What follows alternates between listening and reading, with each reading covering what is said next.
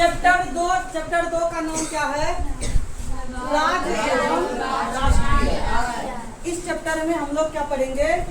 राज्य एवं राष्ट्रीय। सबसे पहले देखते हैं कि ये आय क्या होता है। आय का अंग्रेजी क्या होता है? इनकम। क्या कहते हैं? इनकम। तो सबसे पहले हम लोग देखेंगे कि आय क्या है। क्या देखेंगे? आय क्या है। आय किसे कहते हैं? तो जब कोई व्यक्ति किसी प्रकार की शारीरिक अथवा मानसिक कार्य करता है। बताओ, हम जो काम कर रहे हैं ये कौन सा काम है? शारीरिक काम है या मानसिक काम है? शारीरिक है? मानसिक नहीं, क्या है? मानसिक। हम जो काम कर रहे हैं ये कौन सा काम है? मानसिक है। मान तुम लोग क्या दोगे हमें? पैसे दोगे। बैंक में जो मैनेजर है वो मैनेजर जो वहाँ काम कर रहा है कौन सा काम कर रहा है? शारीरिक कर रहा है या मानसिक कर रहा है? मानसिक। तो मानसिक कार्य के करने के बदले में उसको क्या मिलेगा? वेतन मिलेगा। क्या मिलेगा? वेतन मिलेगा, सैलरी मिलेगा। बताओ उस सैलरी को क्या कहेंगे? उस व्यक्ति का आय। उस वेतन को, उस सैलरी को क्या कहेंगे? उस व्यक्ति का आय। तो आय किसे कहते हैं? तो जब कोई व्यक्ति किसी प्रकार के शारीरिक अथवा क्या करता है? मानसिक कार्य करता है तो उस कार्य के बदले जो है उसे क्या मिलता है? परिश्रम मिलता है। उस परिश्रम को उस व्यक्ति का क्या कहते हैं? आय कहते हैं। क्या कहते हैं? आय कहते हैं। अब देखते हैं कि आय जो है ये किस किस तरीके से मिल सकता है। तो भूमि का परिश्रम क्या कहलाता है? लगान के रूप में। भूमि का परिश्रम क्या होता है? तो लगान के रूप में हमें क्या मिलता है? प्राप्त होता है। दूसरा है श्रम का परिश्रम। श्रम मतलब मजदूर होता है। मजदूर का जो परिश्रम है वो किसके रूप में प्राप्त होता है? मजदूरी के रूप में। मजदूर जो काम करता है, परिश्रम करता है, श्रम सब जो परिश्रम करता है तो उसको जो पैसा देता है उस पैसे को क्या कहते हैं? मजदूरी कहते हैं। आगे है पूंजी का जो परिश्रम होता है वो किससे मिलता है? ब्याज से। जैसे मेरे पास 4-5 लाख रुपया हो गया, उसको क्या किया हम? कहीं पर लगा दिए। अब वहाँ से हमें क्या मिलेगा? ब्याज मिलेगा। तो पूंजी मतलब क्या? पैसा। पैसे के द्वारा जो हमें प्राप्त होता है जो श्रम उसको क्या कहते हैं? ब्याज। आगे है व्यवस्थापक का परिश्रम किसके रूप में मिलता है? वेतन के रूप में। ठीक, वेतन के रूप में। उद्यमी मतलब होता है फैक्ट्री। फैक्ट्री का जो मालिक होता है या फिर फैक्ट्री जो खोलता है उससे जो परिश्रम मिलता है उसको क्या कहते हैं? लाभ। या तो हमें फैक्ट्री खोलने से या तो हमें फायदा होगा या फिर क्या होगा? घाटा होगा। तो इसके रूप में जो हमें प्राप्त होता है उसको क्या कहते हैं? लाभ के रूप में आय क्या होता है? प्रकट होता है। तो इन सब रूपों में हमें आय क्या होता है? मिलता है। तो पहला क्या है? तो भूमि से हमें क्या मिलता है? भूमि से क्या मिलता है? लगान मिलता है। क्या मिलता है? लगान मिलता है। उसके बाद श्रम से क्या मिलता है? श्रम से क्या मिलता है? मजदूरी मिलता है। क्या मिलता है? मजदूरी मिलता है। पूंजी से क्या मिलता है? पूंजी से ब्याज। पूंजी से क्या मिलता है? ब्याज मिलता है। उसके बाद क्या बचा? व्यवस्थापक। व्यवस्थापक से क्या मिला? वेतन। क्या मिला? वेतन मिला। उद्यम से क्या मिला? उद्यम से क्या मिला? लाभ या हानि। लाभ या क्या मिला? हानि मिला। तो इन सब रूप में हमें क्या मिलता है? पैसे मिलते हैं, आय मिलते हैं, आय प्राप्त होते हैं। ठीक, आगे देखते हैं गरीबी। क्या देखते हैं? गरीबी। अब गरीबी क्या है? तो गरीबी जो व्यक्ति अपने न्यूनतम आवश्यकता को पूर्ति नहीं कर पाता उसे क्या कहते हैं? गरीबी कहते हैं। न्यूनतम आवश्यकता मतलब छोटी से छोटी आवश्यकता। छोटी आवश्यकता क्या है? जो हमारे जीवन में रोज आवश्यकता पड़ता हो उसी आवश्यकता को क्या कहते हैं? न्यूनतम आवश्यकता कहते हैं या फिर मानवीय आवश्यकता कहते हैं। जैसे हमें क्या चाहिए? रोज का रोज खाना चाहिए।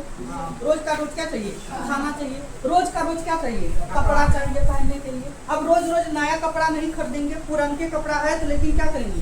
रोज रोज यूज करेंगे, रोज रोज क्या करेंगे? पहनेंगे। उसके बाद हमें रहने के लिए एक अच्छा सा क्या चाहिए? मकान चाहिए, घर चाहिए। तो मानव का जो न्यूनतम आवश्यकता है, अगर उन आवश्यकताओं को कोई पूर्ति नहीं कर पाता है तो वो व्यक्ति क्या है? वो व्यक्ति क्या है? गरीब है। तो गरीब किसे कहते हैं? तो जो व्यक्ति अपने न्यूनतम आवश्यकताओं को पूर्ति नहीं कर पाता है उसे क्या कहते हैं? गरीबी कहते हैं। क्या कहते हैं? गरीबी। गरीबी किसे कहते हैं? समझ गए?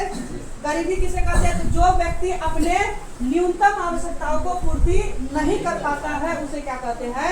गरीब कहते हैं। अब ये न्यूनतम आवश्यकता क्या है? तो मानव का न्यूनतम आवश्यकता पहला क्या है? रोटी। और क्या है? और क्या है? मकान। देखते हैं गरीबी का कुचक्र। गरीबी का क्या देखते हैं? कुचक्र। ये गरीबी का कुचक्र क्या होता है इसके बारे में हम लोग अब जानेंगे। ठीक, पहला है कि गरीबी का कुचक्र धारणा कौन पारित किया है? कौन पारित किया है? गैगनर नरकस ने। कौन दिया है? गैगनर नरकस। गरीबी का जो कुचक्र का धारणा है वो कौन दिया है? गैगनर नरकस ने दिया है। इन्होंने क्या बताया? कहा कि गरीबी के कुचक्र धारणा के अनुसार जिसका प्रति व्यक्ति आय क्या होता है? कम होता है। जिस व्यक्ति का प्रति व्यक्ति आय क्या होता है? कम होता है, उसका बचत भी जो है क्या होगा? कम होगा। तो कोई व्यक्ति जो है जितना कम कमाएगा उसका बचत उतना ही क्या होगा? कम बचत होने के कारण पूंजी निर्माण दर में भी क्या होगा? कमी होगा। अगर आप कम बचत करेंगे तो क्या आप पूंजी बना पाइएगा? नहीं। अगर आप कम बचत कीजिएगा तो आप पूंजी इकट्ठा नहीं कर पाइएगा। के कर्म गरीबी के कुचक्र धारणा के अनुसार जिस व्यक्ति का प्रति व्यक्ति आय कम होता है उसका बचत भी क्या होता है? कम होता है। कम बचत होने के कारण पूंजी निर्माण दर भी क्या होगा? कम होगा, यानी कि वो पूंजी निर्माण क्या होगा? कम होगा। आगे है कम पूंजी निर्माण दर के कारण भी विनियोग भी क्या होगा? कम होगा। विनियोग का मतलब होता है खर्च भी क्या होगा? कम होगा, जिसके कारण प्रति व्यक्ति आय पुनः क्या हो जाएगा? कम हो जाएगा। क्या हो जाएगा? कम हो जाता है। तो कर्मांशु क्या कहता है? गरीबी का कुचक्र क्या कहता है कि अगर आप कम कमाइएगा तो आपका बचत भी क्या होगा? कम होगा। अगर आप कम कमाइएगा तो बचत भी क्या होगा? कम होगा। अगर आपका बचत कम हुआ है तो पूंजी का निर्माण भी क्या होगा? कम होगा। अगर आप पूंजी का निर्माण कम कर रहे हैं तो वहाँ विनियोग भी आपका क्या होगा? कम होगा। और जब विनियोग कम होगा तो आपका प्रति व्यक्ति आय पुनः क्या हो जाएगा? कम हो जाएगा। क्या हो जाएगा? आगे देखते हैं गरीबी को क्या करता है? जन्म देता है। कैसे? गरीबी को जन्म देता है। कैसे? गरीब इसलिए गरीब है कि उसमें गरीबी है। कहता है कि गरीब जो है इसलिए गरीब है क्योंकि उसमें क्या है? गरीबी है। गरीब इसलिए गरीब है क्योंकि उसमें क्या है? गरीबी है। गरीब के कारण उनकी आय कम होती है। शिक्षा और अज्ञानता के कारण बच्चे की जन्म अधिक होती है। कहता है कि शिक्षा जो है, अगर किसी व्यक्ति के पास शिक्षा नहीं होगा तो उसमें उसकी अज्ञानता के कारण उसके घर में क्या होगा? बच्चे का जन्म अधिक होगा। इसका मुख्य कारण क्या है? शिक्षा की अज्ञानता। क्या है? शिक्षा की अज्ञानता। इनके कारण बच्चे की जन्म अधिक होती है, फलतः उसकी अगली पीढ़ी अधिक गरीब हो जाती है। गरीबी का योग कुचक्र अनावरत चलते रहता है। कहता है कि ये जो गरीबी का जो है कुचक्र जो है लगातार क्या होता है? चलते रहता है। इसका आशा यह है कि गरीबी जो है किसको जन्म देता है? गरीबी को ही जन्म देता है। चलो अब नोट में देखते हैं। नोट में देखते हैं कि नोट नंबर 1 कहता है कि भारत का सबसे गरीब राज्य कौन सा है? उड़ीसा। भारत का सबसे गरीब राज्य कौन सा है? उड़ीसा। अगला है देश की आय मानक की निर्धारित करने वाला संस्था कौन सा था? Directorate of economic statistics. Bharat का प्रति व्यक्ति आय जो है कितना था पहले? 25,494 रुपया। कब था ये? 2008 से 2009, यानी कि एक साल में एक व्यक्ति जो है कितना कमाता था? 25,494 रुपया। कितना कमाता था? 25,494। कितने साल में? एक साल में। कितने साल में? एक साल में। एक साल में व्यक्ति जो है कितना रुपया कमाता था भारत का? 25,494। भारत में सबसे अधिक प्रति व्यक्ति आय केंद्र शासित प्रदेश कौन सा था? चंडीगढ़। कौन सा था? भारत में जो है सबसे अधिक प्रति व्यक्ति आय वाला जो केंद्र शासित प्रदेश था वो कौन सा था? चंडीगढ़। यहाँ का आय कितना था? कितना था? 70,361। कितना दिन में? एक साल। कितना दिन में? एक साल में एक व्यक्ति जो है कितना रुपया कमाता था? 70,361 रुपया। आगे है भारत में सबसे अधिक प्रति व्यक्ति आय वाला राज्य कौन सा है? गोवा। भारत में सबसे अधिक प्रति व्यक्ति आय वाला राज्य कौन सा है? अगर किसी को कमाने जाना हो तो कौन सा राज्य जाओगे? गोवा। कौन सा? गोवा। गोवा में क्या है तो सबसे अधिक प्रति व्यक्ति आय है। अधिक प्रति व्यक्ति आय कितना है? 54,850। यानी कि एक साल में गोवा के आदमी जो है कितना रुपया कमाता था? 54,850 रुपया। आगे है भारत में सबसे कम प्रति व्यक्ति आय वाला राज्य कौन सा है? भारत में सबसे कम प्रति व्यक्ति आय वाला राज्य कौन सा है? गरीबी राज्य कौन सा है? उड़ीसा। गरीब राज्य कौन सा है? उड़ीसा। और सबसे कम प्रति व्यक्ति आय वाला राज्य कौन सा है? यानी कि हमारे बिहार में जो है सबसे कम रुपया एक साल में क्या होता था? कमाया जाता था। कितना रुपया कमाता था? 6,10 रुपया। कितना रुपया? कितना दिन में? एक साल। कितना दिन में? एक साल में। एक साल में यहाँ के लोग कितने रुपये कमाते थे? 6,10 रुपया। आगे है बिहार में सर्वाधिक प्रति व्यक्ति आय वाला जिला जो है वो कौन सा है? कहाँ का? बिहार का। बिहार का सर्वाधिक प्रति व्यक्ति आय वाला जो जिला है वो कौन सा है? आगे है बिहार में सबसे कम प्रति व्यक्ति आय वाला जिला कौन सा है? सबसे कम जो है प्रति व्यक्ति आय वाला जिला कौन सा है? कहाँ का? बिहार। कहाँ का? बिहार का। तो बिहार में सबसे कम जो रुपया कमाता है वो कौन सा जिला था? आगे है राष्ट्र आय किसे कहते हैं? अब देखते हैं कि ये जो राष्ट्र आय है ये राष्ट्र आय किसे कहते हैं? किसी देश में एक वर्ष में, किसी देश में कितने दिन में? एक वर्ष में उत्पादित वस्तु एवं सेवाओं के कुल मूल्य को क्या कहते हैं?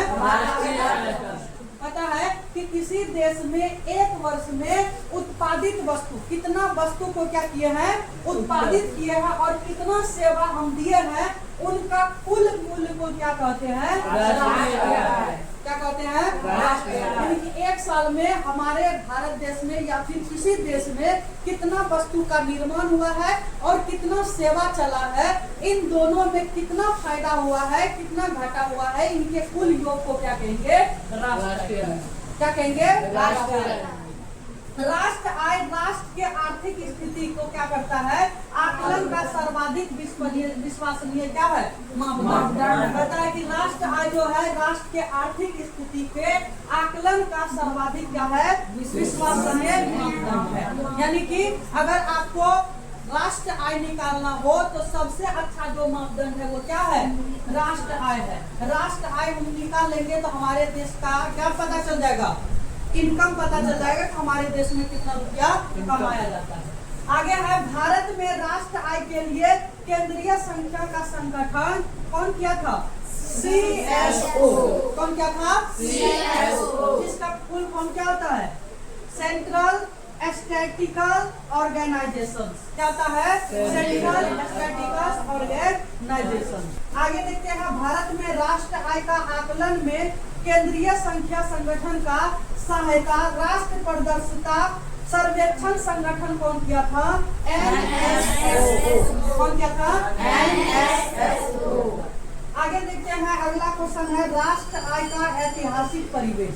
राष्ट्र आय का जो ऐतिहासिक परिवेश था इतिहास में कौन कौन बताया था इसके बारे में देखते हैं। भारत में सबसे पहले जो है कब? 1868 में। कौन बताया था? कौन बताया था? राष्ट्र आय का क्या लगाया था? तो 2000 कितना में 1868 में जो है सबसे पहले जो है दादा भाई नौरोजी ने क्या लगाया था? राष्ट्र आय का अनुमान लगाया था कि राष्ट्र में जो है कितना आय इकट्ठा होता है या फिर कितना आय आता है। इसके बारे में अगले क्लास में और डिटेल से जानेंगे। आज निकल रखते हैं। ठीक।